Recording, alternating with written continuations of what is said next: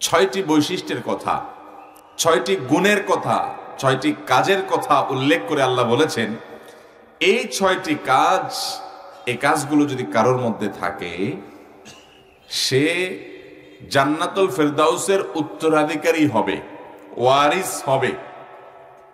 মোহতারাম হাজরিন, আল্লাহ রাব্বুল আলামিন আমাদেরকে দুনিয়াতে পাঠিয়েছেন। এটা আমাদের আসল বাড়ি না। আমাদের আসল বাড়ি কোনটা? জান্নাত। কিভাবে বাড়ি হলো জান্নাত? বলেন। জান্নাত আমাদের আসল বাড়ি কিভাবে? মানুষ বাড়ির মালিক হয় পৈতৃক সূত্রে অথবা ক্রয় সূত্রে। আপনি জান্নাত কি কিনছেন না আপনার বাপের বাড়ি? কোন দিক থেকে জান্নাত আপনার বাড়ি? বলেন। বাপের বাড়ি। উত্তর সঠিক। জান্নাত আমাদের বাপের বাড়ি। আমাদের বাপ কে? আদম আলাইহিস সালাম। কোথায় ছিলেন উনি? জান্নাতে। ওখান থেকে আল্লাহ তাআলা ওনাকে দুনিয়াতে পাঠাইছেন। একটা নির্দিষ্ট সময় পর্যন্ত দুনিয়াতে ওনার বংশধরেরা, মানুষরা থাকবে। এরপর আল্লাহ তাআলা মহাপ্রলয়ের মাধ্যমে, কিয়ামত কায়েমের মাধ্যমে আবার সে বাপের বাড়িতে যাওয়ার সুযোগ করে দিবেন, তবে সবাইকে না। যারা ঠিকঠাক মতো টিকিট কেটেছে, ঠিকঠাক মতো টাইম মতো ট্রেন ধরতে পেরেছে, যারা ঠিক মতো গাড়ি ধরতে পেরেছে, প্লেন ধরতে পেরেছে এবং সফরে যাওয়ার জন্য যা যা দরকার, ভিসা, টিকিট সব ঠিকঠাক মতো করতে পেরেছে, নিজের গন্তব্য পর্যন্ত আল্লাহ তাদেরকে যাওয়ার তৌফিক দিবেন ইনশাআল্লাহ। মুহতারাম হাজরিন, আদম আলাইহিস সালামের সন্তান হিসেবে পৈতৃক সূত্রে চোখ বন্ধ করেই যদি জান্নাত পাওয়া যেত, তাহলে আল্লাহর প্রতি বিশ্বাসী বান্দা তো বটেই, আল্লাহর প্রতি অবিশ্বাসী বান্দা, অমুসলিম, কাফির, মুশরিক তারাও জান্নাতে চলে যেত, যেহেতু তারাও আদম আলাইহিস সালামের ছেলে, মেয়ে, তার সন্তান। তাহলে বোঝা গেল আমাদের পৈতৃক বাড়ি জান্নাত। সেই জান্নাতে আমরা যেতে হলে শুধুমাত্র আদম আলাইহিস সালামের সন্তান এই পরিচয় জান্নাতে যেতে পারবো। তাহলে কি করতে হবে? আপনি আপনার কোনো একটা জায়গায় সফরে গেছেন, সেখানে কিছুকাল থাকবেন। নিজের কাজকাম শেষ করার পর সেখান থেকে নিজের বাড়িতে যাবেন।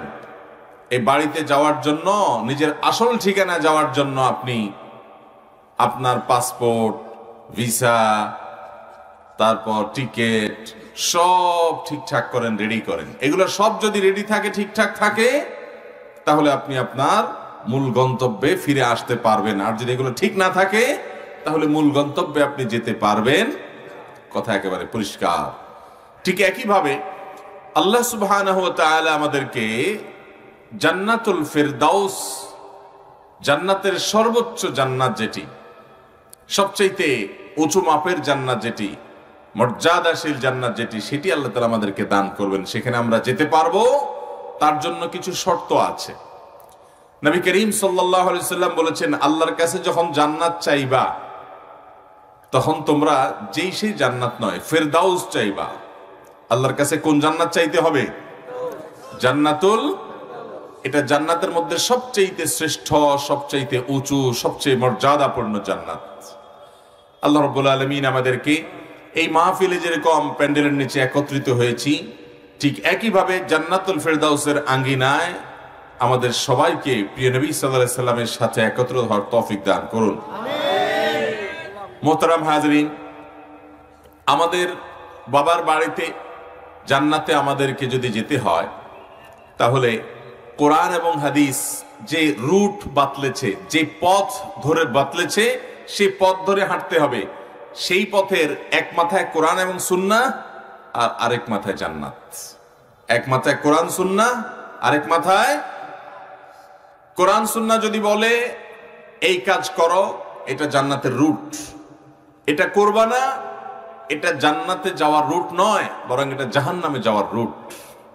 এভাবে আল্লাহর যে বান্দা দুনিয়ার এই জীবনে তার আখিরাতকে গুছিয়ে নিয়ে, রেডি করে নিয়ে, প্রস্তুত করে নিয়ে আল্লাহর দিকে চলে যাবে, আল্লাহ রাব্বুল আলামিন তাকে জান্নাত পর্যন্ত যাওয়ার তৌফিক দিবেন ইনশাআল্লাহ। মুহতারাম হাজরিন, আল্লাহ রাব্বুল আলামিন দুনিয়াকে বড় সবুজ শ্যামল করে চাকচিক্যময় করে তৈরি করেছেন। এই চাকচিক্যটা আমাদেরকে অনেকটা ধোকায় ফেলে দেয়, আমাদের মধ্যে বিভ্রান্তি সৃষ্টি করে ফেলে, ফিতনায় ফেলে দেয়। আমরা এখানে এসে মনে করতে থাকি একটা সময় যে দুনিয়াতে বোধহয় চিরকাল থাকবো, এটা বোধহয় চিরকাল থাকার ঠিকানা, চিরকাল থাকার জায়গা। এজন্য আমরা এমন ভাবে উপায়, উপার্জন, রুজি রোজগার, কামাই, কাজ কাম সব এমন ভাবে, সংসার ইত্যাদি এমন ভাবে পেতে বসি, মনে হয় এখান থেকে আমার যাওয়াটাওয়া লাগবে না, যাওয়ার কোনো আলামত আছে এটা আমাদের হাবভাব কাজকাম দেখে বোঝা যায় না। একজন মুসাফির তিনি যাচ্ছেন তার সফরে, সফর হয়ে তার গন্তব্যে যাচ্ছেন। তিনি কোন একটা গাড়িতে, বাসে, ট্রেনে, কোন একটা বাহনে তিনি উঠেছেন, পাবলিক পরিবহন। তিনি সেখানে উঠে যদি মনে করেন যে এখানেই আমার সব থাকার জায়গা, তাহলে ওখানে তিনি গাট্টি বোসকা নিয়ে কাঁথা বালিশ দিয়ে পর্দা অর্দা টাঙ্গায় মোটামুটি স্থায়ীভাবে বসবাসের চিন্তা শুরু করবে। আর যদি তার মাথায় থাকে যে এটা তো আমার থাকার আসল জায়গা না, এটাতে করে আমি যাচ্ছি, যাওয়ার জায়গা তো আরেকটা মূলত, অতএব ওখানকার জন্য যা যা দরকার সব কিনে কেটে আমি রেডি করে নেব, এখানে আমার স্থায়ীভাবে বসবাসের যেহেতু কোনো সুযোগ নেই, অতএব এটার জন্য আমার অত বেশি পরিশ্রম করা, মেহনত করা, সবকিছু ত্যাগ করার কোনো যৌক্তিকতা থাকতে পারে না। ইহা হাম সব মুসাফির হ্যায়, ওহি আখির ঠিকানা, কোই আগে রওয়ানা হ্যায়, কোই পিছে রওয়ানা। আমরা সবাই এখানে মুসাফির, আমাদের ঠিকানা আসলে সেটা, কেউ আগে রওনা হয়েছেন, আমাদের বাপ দাদা নানা, তাদের বাপ দাদা, তাদের বাপ চাচা, তাদেরও আগের যারা, সবাই চলে গেছেন, কেউ আসেন নাই আর আসবেও না। আমরাও তাদের পিছে পিছে চলে যাব, আর কোনোদিন আসার সুযোগ থাকবে। মোহতারাম হাজরিন, সেই অনন্তকালের যে যাত্রা, যে যাত্রার শুরু আছে শেষ নেই, সেখান থেকে কামব্যাকের কোনো সুযোগ নাই, অপশন নাই। সেখানে যাওয়ার পর আল্লাহ রাব্বুল আলামিন আমাদেরকে আমাদের এই হিসাব মেলাবেন। দুনিয়াতে আল্লাহ পাঠিয়েছেন, ওই যে জান্নাতে যাওয়ার রোড ম্যাপ দিয়ে দিয়েছেন, সে অনুযায়ী চলে থাকলে গন্তব্য বাপের বাড়িতে আবার যাওয়ার সুযোগ হবে। আর উল্টাপাল্টা যদি করেন, ভিসা, টিকিট, পাসপোর্টের কোনো ঠিক ঠিকানা যদি না রাখেন, তাহলে মূল গন্তব্যে না যাইয়া অন্য কোনো জায়গায় আপনাকে যেতে হতে পারে। মোহতারাম হাজরিন, আমি শুরুতে কোরআনে কারীমের গুরুত্বপূর্ণ একটা আয়াত, গুরুত্বপূর্ণ একটি সূরার কয়েকটা আয়াত তেলাওয়াত করেছি। সূরাটার নাম হলো সূরা মুমিনুন। কোরআনে কারীমের 18 নম্বর পারার প্রথম সূরা। এই সূরার শুরুর কয়েকটা আয়াত আমি তেলাওয়াত করেছি। ওই যে শুরুতে বলেছি, নবী করিম সাল্লাল্লাহু আলাইহি সাল্লাম বলেছেন, আল্লাহর কাছে যখন জান্নাত চাইবা, তখন যেন জান্নাত নয়, জান্নাতুল ফিরদাউসটা চাইবা, সর্বোচ্চ মাকামের মর্যাদার জান্নাতটা চাইবা। এই আয়াতগুলোতে আল্লাহ তাআলা জান্নাতুল ফিরদাউসের উত্তরাধিকারী কারা হবে তাদের কথা বলেছেন। ওলামা একরাম ভালো বুঝবেন, আল্লাহ তাআলা এই আয়াতগুলোতে শেষের দিকে এসে বলেছেন, উলাইকা হুমুল ওয়ারিসুন আল্লাযীনা ইয়ারিসুনাল ফিরদাউসা হুম ফিহা খালিদুন। 6টি বৈশিষ্ট্যের কথা, 6টি গুণের কথা, 6টি কাজের কথা উল্লেখ করে আল্লাহ বলেছেন, এই 6টি কাজ, এই কাজগুলো যদি কারোর মধ্যে থাকে, সে জান্নাতুল ফিরদাউসের উত্তরাধিকারী হবে, ওয়ারিস হবে। ওয়ারিস আর উত্তরাধিকারী হওয়া আর মালিক হওয়া দুইটা কিন্তু এক জিনিস না। মানুষ টাকা দিয়ে কিনলেও মালিক হয়, কিন্তু বাবার সূত্রে, মায়ের সূত্রে পাইলে সেটাকে বলা হয় উত্তরাধিকার হওয়া, উত্তরাধিকার সূত্রে হওয়া।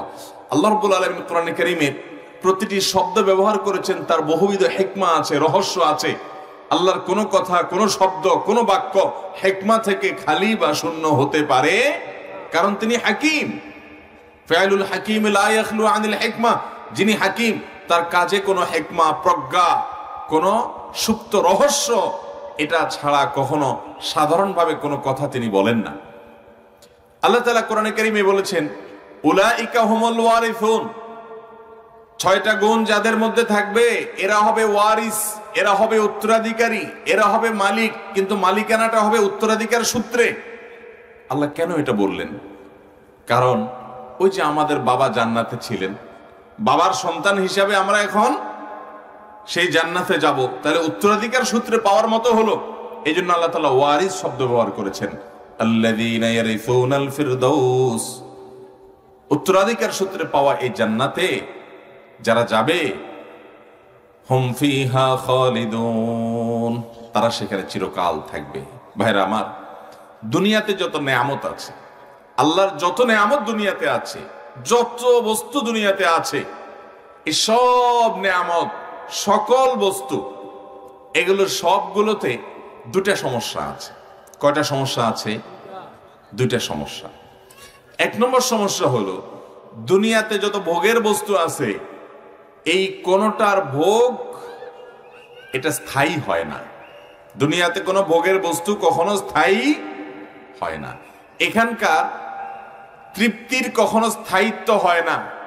আর তার চাইতে বড় কথা এবং প্রথম কথা হলো, প্রাপ্তির কখনো নিশ্চয়তা থাকে না।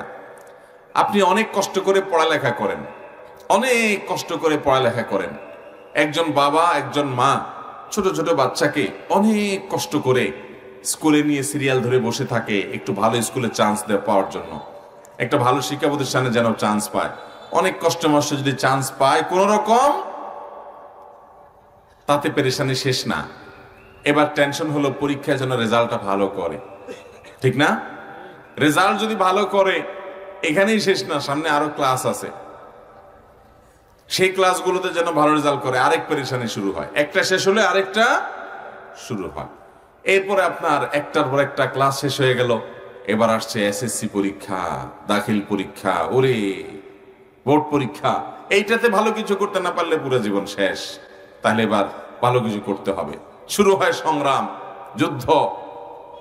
এরপরে যদি কোনো রকমে এসএসসিতে দাখিলে ভালো ফলাফল পায়, কি বলেন, দুনিয়ার সকল টেনশন পেরেশানি শেষ? সবে শুরু। কারণ এবার ভালো কলেজে চান্স পাওয়ার যুদ্ধ। চান্স পাওয়া জানা আজকাল, অল্প কিছু সিট, হাজার হাজার ক্যান্ডিডেট, সব জিপিএ 5 নিয়ে সিরিয়াল ধরে বসে আছে, আমার ছেলে পাবে কোনো গ্যারান্টি আছে? এবার শুরু হয় মামু ধরা, খালু ধরা, টাকা ধরা, পয়সা দেওয়া, বিভিন্ন রাস্তা কলেজে ভালো চান্স পাওয়ার জন্য। শুরু হইল যুদ্ধ। ভালো একটা কলেজে চান্স পেয়ে গেল, কি বলেন, টেনশন পেরেশানি শেষ হয়ে যায়? কারণ এরপর ইউনিভার্সিটিতে যাইতে হবে, হ্যাঁ, ঢাকা ইউনিভার্সিটিতে ভর্তি হইতে হবে, পাবলিক ইউনিভার্সিটিতে ভর্তি হইতে হবে। পাবলিকে হইলে অনেক, পাবলিক না হইয়া প্রাইভেটে হইলে অনেক টাকা লাগবে, বিদেশে পাঠাতে পারলে আরো ভালো। এবার শুরু হয় আরেক যুদ্ধ। আচ্ছা, এইসব যুদ্ধের পর একেবারে গ্রাজুয়েশন হয়ে গেল, হ্যাঁ, বিএ এমএ করে ফেললো, সব ঠিক হয়ে গেল, বুঝলাম, পেরেশানি শেষ না, সবে শুরু। এবার টেনশন হলো, এত কষ্ট করে এতগুলো সার্টিফিকেট জোগাড় করে এবার একটা বড় মাপের চাকর বানাইতে হবে ছেলেকে। বড় একটা কি বানাইতে হবে? চাকর। ইয়া বড় চাকর, মানে বড় চাকরিজীবী আর কি। চাকর দেখেই তো চাকরিজীবী, চাকর থেকেই তো। তাহলে বড় একটা চাকর বানাইতে হবে, বড় একটা চাকরি দিতে হবে। এবার বড় চাকরি দিতে হলে তো ছোট চাকরি থেকে শুরু করতে হবে। ধরে তো আর সচিব হবে না, ধরে তো আর বিসিএস ক্যাডারে ঢুকেই তো আর সে ডিসি হয়ে যাবে না, এসপি হয়ে যাবে না। এবার শুরু হয় তার শুরু থেকে আস্তে আস্তে। কোন রকম যদি বিসিএস এ চান্স পায় তো আল্লাহ, বিরাট একটা কিছু হইলো। আর্মিতে চান্স পেলো, কিছু একটা হইলো, কিছু একটাতে চান্স পেলো, কিছু একটা হইলো, আলহামদুলিল্লাহ, যাক।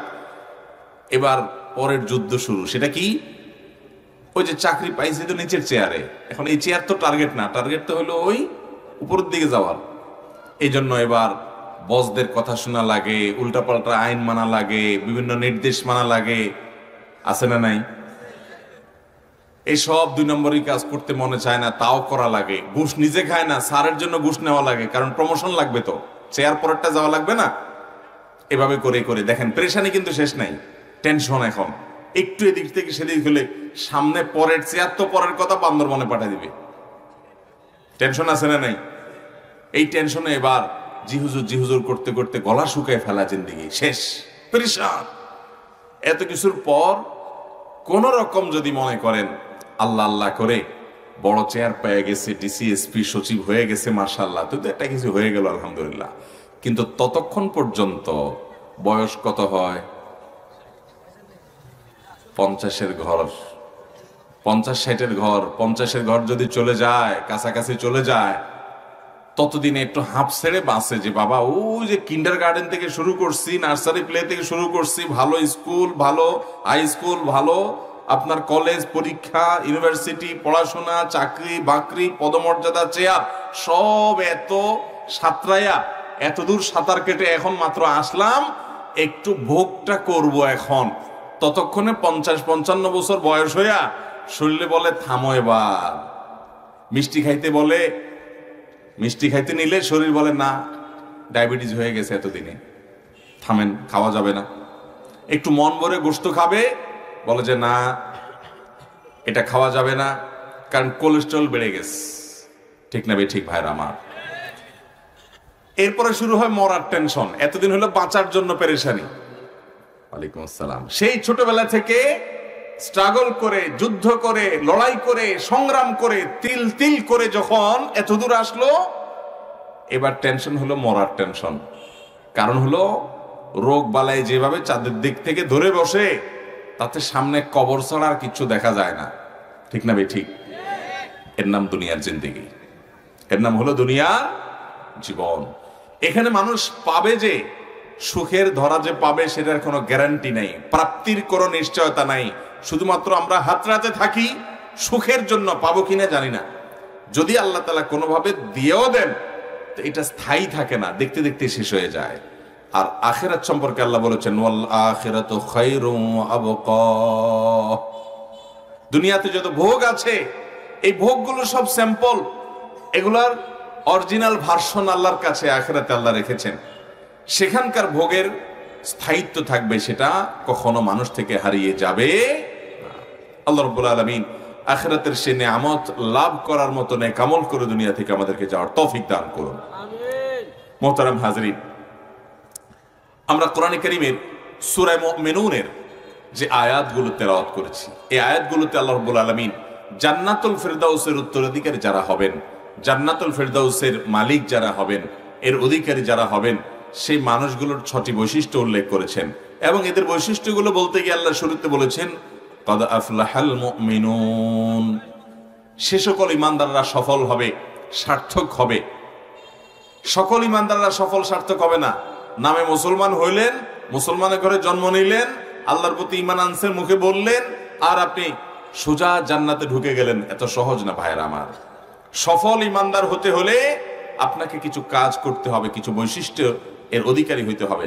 তার ভিতরে 1 নম্বর হলো আল্লাযীনা হুম ফি সালাতিহিম খাশিউন, যাদের নামাজ এত সুন্দর হয় যে তাদের নামাজের মধ্যে মনোযোগ থাকে।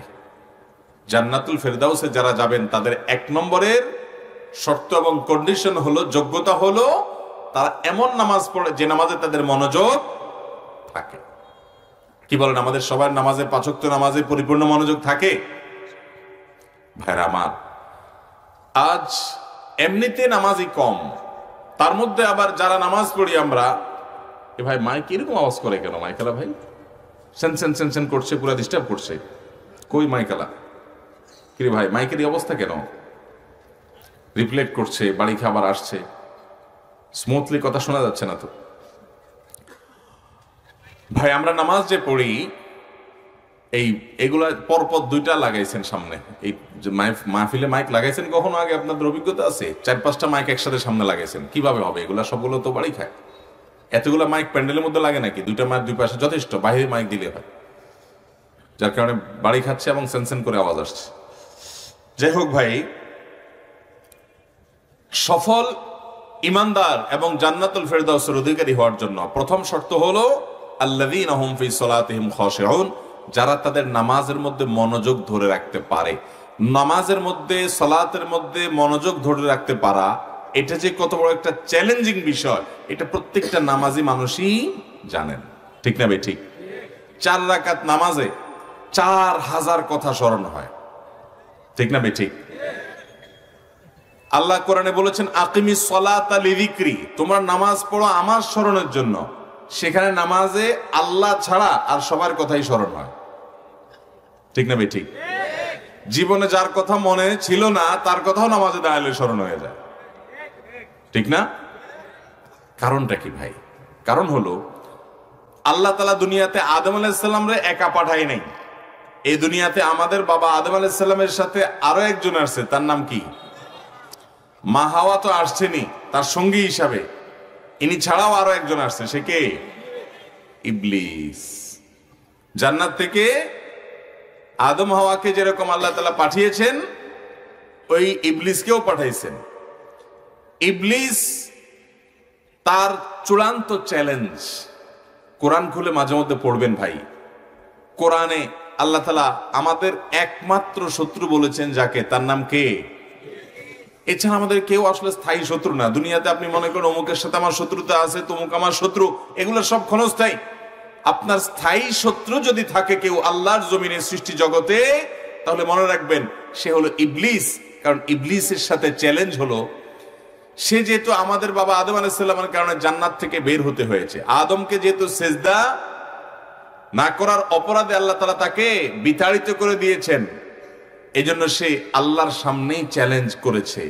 কোরআন খুলে পড়বেন ভাইরা, আল্লাহর সামনেই চ্যালেঞ্জ করেছে, লাউযিয়ান্নাহুম আজমাইন বিমা আগওয়াইতানি, আমাকে যে আপনি পথভ্রষ্ট করে দিলেন আল্লাহ এই আদমের কারণে, অতএব এই আদমের সন্তানরা কিয়ামত পর্যন্ত যতজন আসবে এদের প্রত্যেককে আমি পথ হারা করে ছাড়বো। এই জন্য দেখবেন কখনো ভালো কাজের দিকে মন টানে না, সমস্ত আকাম কুকাম খারাপ কাজের দিকে মন শুধু টানে।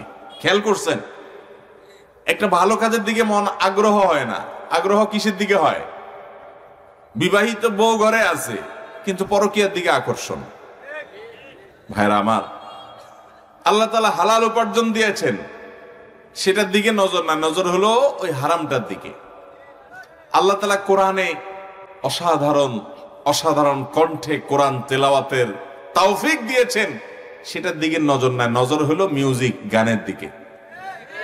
আল্লাহ রাব্বুল আলামিন অনেক নিয়ামত দিয়ে রেখেছেন, সেগুলোতে নজর নাই, নজর কোথায়? হারামটার দিকে।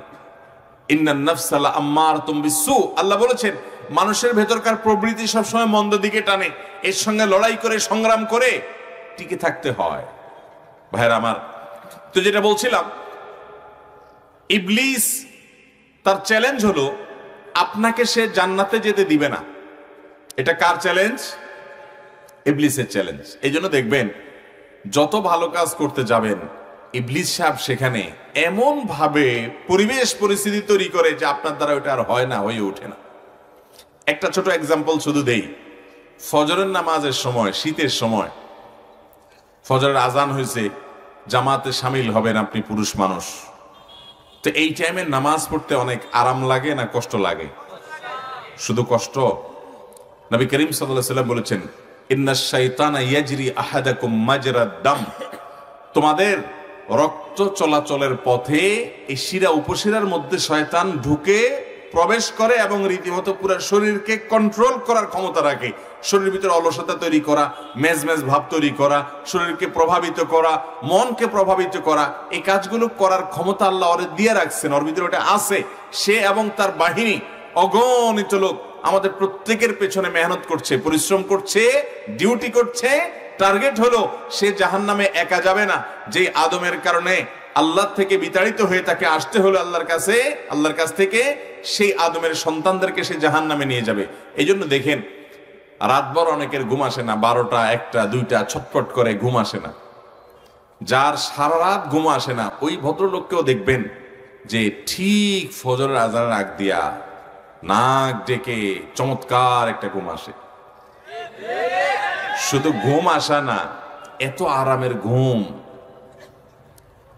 যখন ফজরের আজান হয়, মুসলমানের সন্তান মুসলমান, নামাজ পড়তে হবে, আল্লাহর ফরজ নির্দেশ, জান্নাতে যাওয়ার চাবি, যেতে হবে। তো এই জন্য নামাজের জন্য চেষ্টা করে, কিন্তু চেষ্টা করলে কি হবে? ওই টাইমে ইবলিসে হাত পা টিপি থেকে নিয়ে, অলসতা তৈরি করা থেকে নিয়ে সব মিলাইয়া এমন আরাম দেয়, 24 ঘন্টার সময়ের মধ্যে সবচাইতে আরামের ঘুমটাই হয় ওই টাইমটা। এবং ওই টাইমে আপনি কম্বল ফালাইয়া মসজিদে যাবেন, এত সোজা না। শয়তান আপনাকে এমন ভাবে কনভিন্স করে, আপনার কাছে মনে হয় যে আল্লাহ রে, এই কম্বল, এই কাঁথা, এই লেপ, এটা থেকে বের হলে মনে হয় আমি এখনই নদীতে ঝাঁপ দিব, লাইফটা মনে হয় এখানে শেষ হয়ে যাবে, জীবন শেষ হয়ে যাবে। এই জন্য উঠতে কষ্ট হয়ে যায়। নবী করিম সাল্লাল্লাহু আলাইহি সাল্লাম বলেছেন, এই টাইমে আপনি যদি হিম্মত করে আল্লাহর মোহাব্বতে, আল্লাহর ভয়ে, জান্নাতের আশা যদি কম্বলটাকে ছেড়ে আলহামদুলিল্লাহ বলে যদি আপনি ঘুম থেকে উঠে যান এবং ঘুম থেকে উঠে দোয়া পড়েন, তাহলে সাথে সাথে দেখবেন যে শরীরটা হালকা হয়ে গেছে। ফজর নামাজ যারা নিয়মিত পড়েন তারা জানেন, আর যারা পড়েন না তারা একটু ট্রাই করেন। ফজরের সময় উঠতে কষ্ট হয় তো একদিন একটু সাহস করে হিম্মত করে কম্বল টম্বল ফেলে উঠে যান, দেখবেন যে শরীরটা একটু হালকা হয়ে গেছে। ঠিক না ভাই? ঠিক।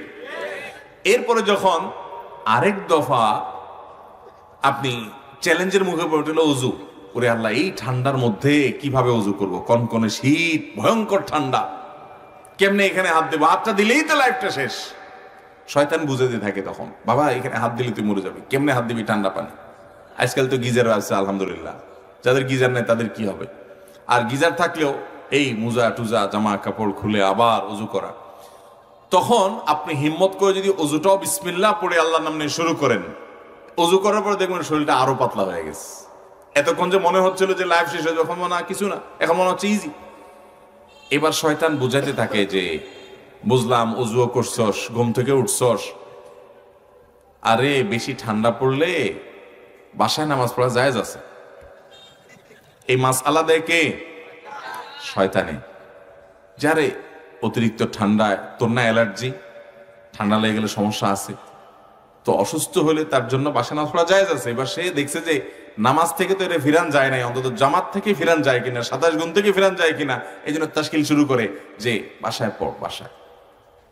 এবার আল্লাহর বান্দা যদি সেটাকেও জয় করে, হিম্মত করে না আল্লাহর ঘরে চলে যায়, মসজিদে জামাতের সাথে নামাজ পড়ে, ফজর নামাজটা পড়ার পর যখন বাসার দিকে সে ফিরে, ঘরের দিকে ফিরে আসে, ওই টাইমটাতে তার 24 ঘন্টা সময়ের মধ্যে সবচেয়ে বেশি ফ্রেশ মুডে, সবচেয়ে পরিচ্ছন্ন মনে, পবিত্র মনে সে মসজিদ থেকে বাসার দিকে আসে।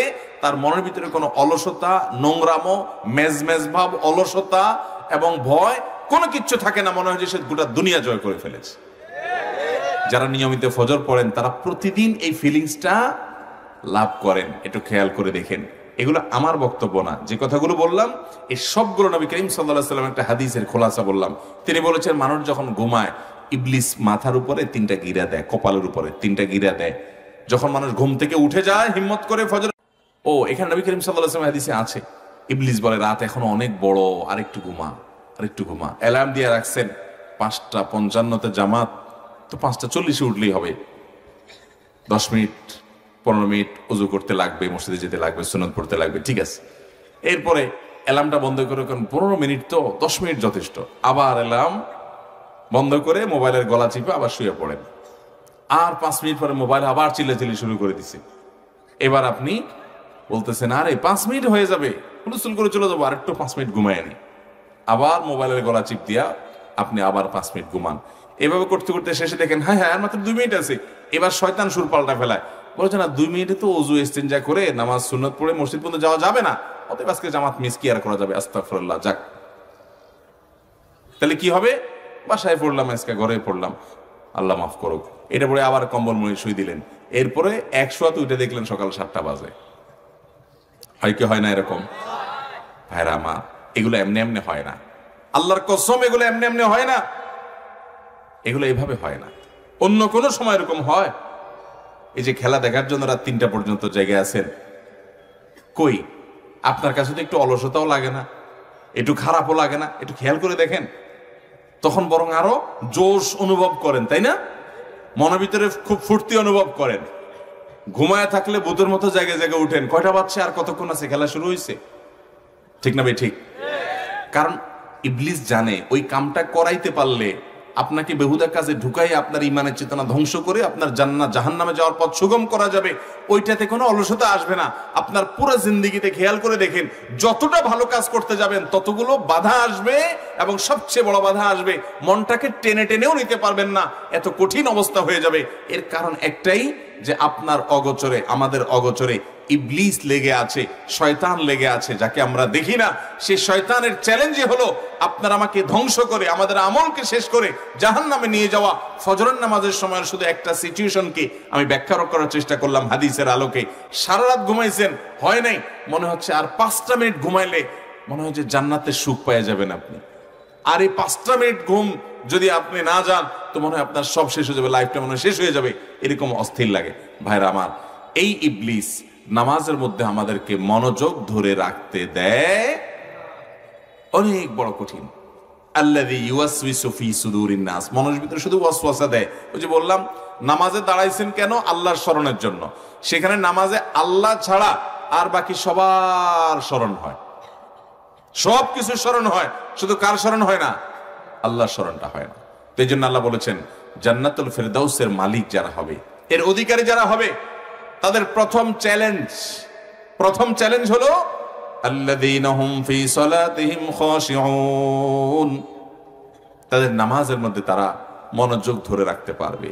ভাইরা আমার, এই সংগ্রাম প্রতিদিন করতে থাকি আমরা সবাই, আমিও চেষ্টা করি, আমরা সবাই চেষ্টা করি, প্রতিদিন যুদ্ধ সংগ্রাম নিজের সঙ্গে, নামাজে মনোযোগ ধরে রাখতে হবে। কিন্তু আমরা অনেকেই পারি, অনেকে পারি না। নবী করিম সাল্লাল্লাহু আলাইহি ওয়াসাল্লাম বলেছেন এমন একটা সময় আসবে মসজিদ ভর্তি মুসল্লি আসবে, কিন্তু তাদের মধ্যে একজনও এমন হবে না যার নামাজের মধ্যে মনোযোগ আছে। আল্লাহ তাআলা আমাদেরকে মনোযোগের সাথে নামাজ আদায় করার তৌফিক দান করুন। ভাইরা আমার, নামাজটা এখন আমাদের কাছে বোঝা। নামাজটা কি রে ভাই? বোঝা। এটা পড়তে হচ্ছে, তাই ফরজ করে দিয়েছে আল্লাহ, তাই মানে এটা দায়িত্ব, একটা ডিউটি, একটা প্রেসারে পড়ে আমরা পড়ছি, মোহাব্বতে পড়ি না। ভাইরা আমার, আল্লাহর প্রিয় বান্দা যারা ছিলেন, ইসলামের ইতিহাসের পূর্বসূরি সালাফে সালেহিন যারা ছিলেন, সাহাবায়ে কেরাম যারা ছিলেন, আপনার আমার প্রাণের নবী সাল্লাল্লাহু আলাইহি ওয়াসাল্লাম নামাজের মধ্যে স্বাদ পাইতেন, তৃপ্তি পাইতেন। ইবলিসি করে কুলাইতে পারতো না ওনাদের সাথে। তিনি বলতেন বেলালকে ডেকে, আরিহনা বিহা ইয়া বেলাল, ও বেলাল, নামাজের আজান দিয়ে মানুষকে একত্রিত করে ডেকে জামাতের আয়োজন করে নামাজের ব্যবস্থা করে আমাকে শান্তি দাও, তৃপ্তি দাও, কারণ ওইটা ছাড়া আমি শান্তি পাই না। ভোর রাতে যখন দাঁড়ায় নামাজ পড়তেন, এত দীর্ঘ কেরাত, এত দীর্ঘ রুকু, এত দীর্ঘ সিজদা। আম্মা জান আয়েশা রাদিয়াল্লাহু আনহা বলেছেন লা তাসআল আন হুসনিহিন্না ওয়া তুলিহিন্না, নবীজি সাল্লাল্লাহু আলাইহি সাল্লাম রাতে যে নামাজ পড়তেন তাহাজ্জুদের, সেগুলোর সৌন্দর্যের কথা আর বলো না। তিনি যখন দাঁড়ায় কেরাত শুরু করতেন মনে হয় আর জীবন রুকুতে যাবে না, এত লম্বা কেরাত। আমরা অপেক্ষা করতাম, কিরে রুকুতে যায় না কেন?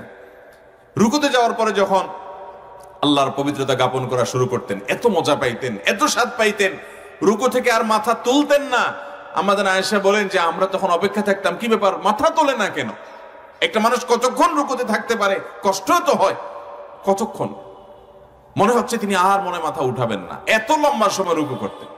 রুকু থেকে উঠে দাঁড়িয়ে আবার একইভাবে, সিজদা গেলে একই রকম, এরকম। আর আমরা তো কোন রকম ঠুক করে রুকু সিজদা দিয়ে মসজিদ থেকে বাড়িতে পারলে চলে। ভাইরা আমার, তখন নবী করিম সাল্লাল্লাহু আলাইহি ওয়াসাল্লামকে আম্মা জান আয়েশা জিজ্ঞেস করেছেন, ইয়া রাসূলুল্লাহ, আপনি এত কষ্ট করে এত লম্বা নামাজ পড়েন কেন? আপনার কি ঠেকা পড়ছে? আল্লাহ না আপনারা আগে পরে সব মাফ করে দিয়েছেন, সূরা ফাতিহাতে ঘোষণা দিয়েছেন। আপনার না সব মাফ, আপনি আপনার প্রিয় বান্দা, আপনার তো আখিরাতে কোনো টেনশন নাই, তাহলে আপনি কেন এত কষ্ট করেন? তখন তিনি বলেছেন, আফালান আকুনা আবদান শাকুরা, আমি কি আল্লাহর কৃতজ্ঞতা আদায়কারী বান্দা হব না? আল্লাহ আমাকে যে নিয়ামত দিয়েছেন, এই কৃতজ্ঞতাই তো আমার রুকু সিজদা পড়ে থাকা দরকার। ভাইরা আমার, সেই নামাজ আজ আমাদের থেকে হারিয়ে গেছে। আমরা নামাজে মনোযোগ